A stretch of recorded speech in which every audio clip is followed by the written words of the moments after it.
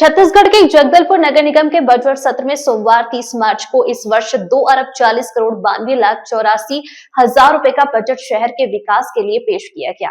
लेकिन बजट पेश होते ही सदन सियासी टकराव का अखाड़ा बन गया।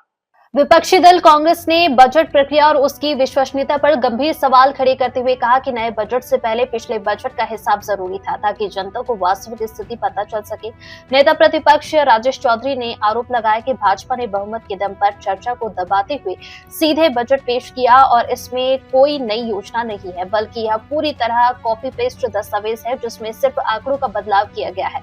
निगम नेता प्रतिपक्ष राजेश चौधरी ने यह भी कहा कि जब बजट पर विस्तार से चर्चा की स्थिति आई तो सत्ता पक्ष के सदस्य सदन छोड़कर बाहर चले गए।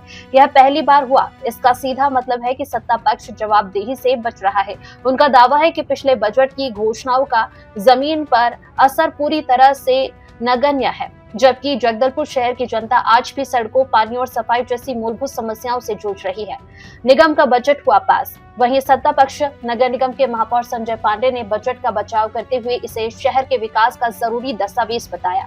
उनका कहना है कि योजना की निरंतरता और शहर के समग्र विकास को ध्यान में रखते हुए यह बजट पेश किया गया है और विपक्ष के विरोध के बावजूद इसे पारित करना आवश्यक था। लंबे समय से पेयजल की समस्या से जूझ रहे जगदलपुर वासियों के लिए राज्य सरकार ने 100 करोड़ रुपए की लागत से महादेव घाट में बैराज बनाने का निर्णय लिया है। इसके बनने से पेयजल की समस्या पूरी तरह से दूर हो जाएगी। इसके अलावा बजट में ऐसे कई बिंदुओं को शामिल किया गया है जिसमें जगदलपुर के ऐतिहासिक तालाबों के सौंदर्यीकरण के साथ साथ जनता की मूलभूत समस्याएं भी दूर होने वाली है। नगर निगम ने अपना दूसरा बजट 240 करोड़ का प्रस्तुत किया है।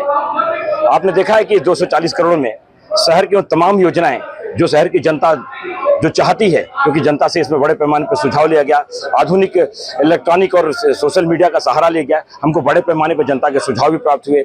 नगर निगम के अधिकारियों से, कर्मचारियों से, हमारे माननीय पार्षदगणों से भी सुझाव प्राप्त किए गए हैं और उसको देखकर उन सारे चीजों को देखकर हमने 240 करोड़ रुपए का शहर का विकास का खांचा खींचा है।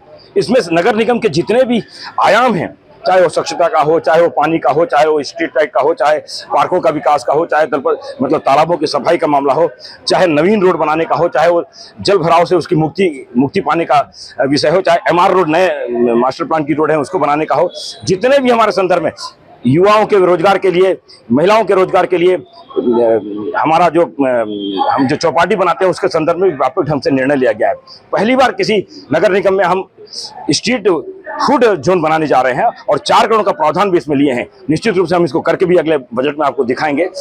जितने प्रकार का हमने पिछले बजट में घोषणा की थी, हम 240 करोड़ में 80% योजनाओं को अमली जामा पहनाने में सक्षम हो गए हैं। उतना पैसा हमको सरकार से प्राप्त हो गया है और मैं इस बात को आपके माध्यम से जरूर बताना चाहता हूं कि जो 100 करोड़ का जो बैराज प्रदेश सरकार ने सैंक्शन किया है, उसके लिए मैं अपने माननीय विधायक जी को, माननीय केदार कश्यप जी को, माननीय सांसद जी को, माननीय हमारे मंत्री मुख्यमंत्री जी, क्योंकि उनका विभाग भी है अभी वर्तमान में, विष्णुदेव साय जी, हमारे OP चौधरी जी, हमारे और विभागीय मंत्री जो हमारे अरुण साहू जी हैं, उन सब के अथक आशीर्वाद के बाद और अथक प्रयास करने के बाद हमको ये सौगात मिली है।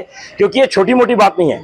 बस्तर जिले में या बस्तर संभाग में बैराज की बात इससे पहले कोई करता नहीं था। इस बार बैराज के 3 बैराज की बात हुई, उसमें एक जगदलपुर शहर को पानी पिलाने के लिए बैराज मिला है। अपने आप में ऐतिहासिक घटना है, क्योंकि बैराज इससे पूर्व सिंचाई योजनाओं को लाभ देने के लिए, पर्यावरण सुधारने के लिए बैराज बनते थे, परंतु शहर के अमृत मिशन को सक्सेस करने के लिए, शहर को पानी पिलाने के लिए मुझे लगता है कि हिंदुस्तान में ये पहला बैराज है जिसमें शहर के लोगों की प्यास भी बुझाई जाएगी।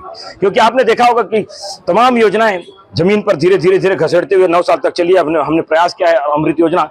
हमको लगता है कि हम उसका एक पार्ट चालू कर देंगे 1-2 महीने के अंदर, जिससे शहर की 60% जनता को स्वच्छ और पानी मिल सकेगा।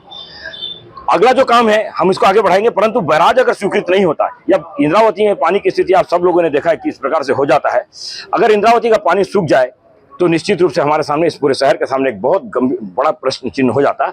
परंतु अब बैराज के आने से 3 साल में इसको बनकर तैयार होगा। आने वाले 100 सालों तक शहर की प्यास उसी बैराज के माध्यम से बुझेगी। और ये मैं जगदलपुर के शहर के एक एक नागरिक का ये जीवन मानता हूँ, एक एक नागरिक इस पर मतलब आधारित है, इस बात को मानता हूँ। और इसलिए मैं सारे अपने नेताओं का, अपने प्रदेश सरकार का, केंद्र सरकार का धन्यवाद भी आपके सबके माध्यम से करता हूँ।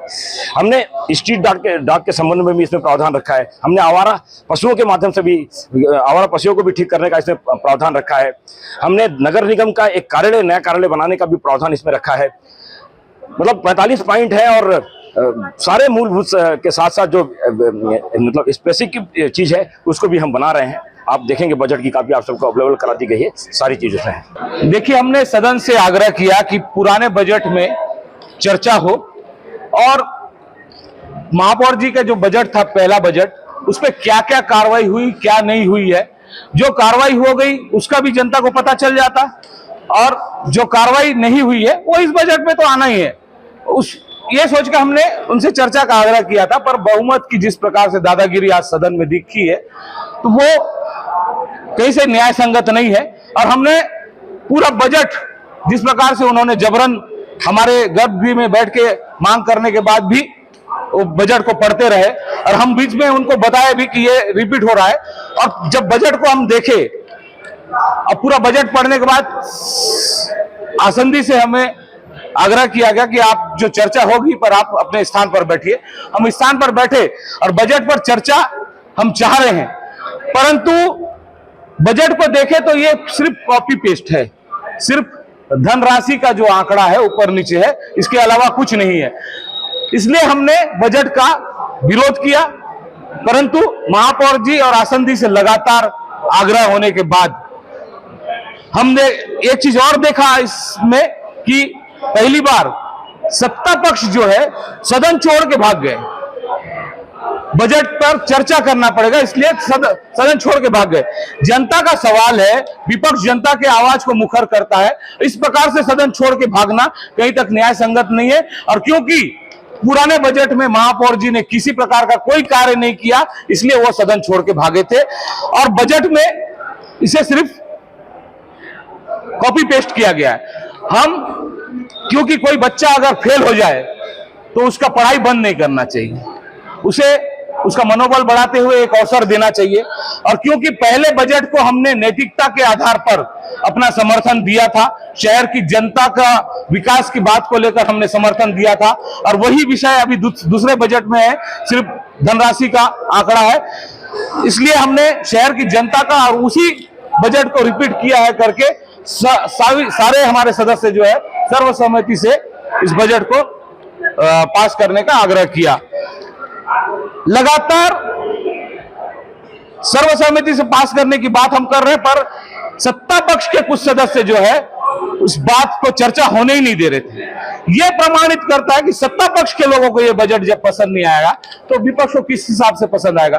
फिर भी सदन के नेता है महापौर जी, और उनके आग्रह को स्वीकार करते हुए कांग्रेस पार्टी, कांग्रेस पार्षद दल जो है जनता के हित के मुद्दों के लिए लगातार साथ में खड़ी है, इसलिए इसका समर्थन किया। और उनको यह भी बताया कि पिछले बजट में जिस प्रकार से हमने आपसे सवाल किया है और काम करवाने की बात की, इस बजट में भी अंतिम समय तक शहर की जनता के प्रश्नों को हम आपके सामने रखेंगे और आपसे काम करा के रहेंगे। बजट, पिछले बजट को जो आए हुए थे उनका तो अभी तक हमारे को किसी प्रकार का कोई जवाब मिला नहीं है, ना किसी प्रकार का कोई कार्य किया गया है। कई ऐसे बजट में प्रावधान लाए गए थे, उनका अभी तक कार्य भी उनका शुरू नहीं हुआ है, और ये दूसरा उनका बजट आ रहा है। हम तो बड़े खुशी से उस बजट का इंतजार कर रहे हैं कि वो बजट होगा कैसा।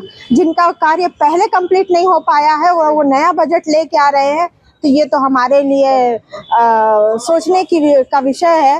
जगदलपुर के शहर के लोगों को कितना भ्रम में रखेंगे और कितना भ्रमित करेंगे, ये तो संजय पांडे जी महापौर हैं जो वो बताएंगे। कल वो बजट जब पेश करेंगे उसके बाद हमारे सवालों का वो जवाब देने के लिए तैयार रहे।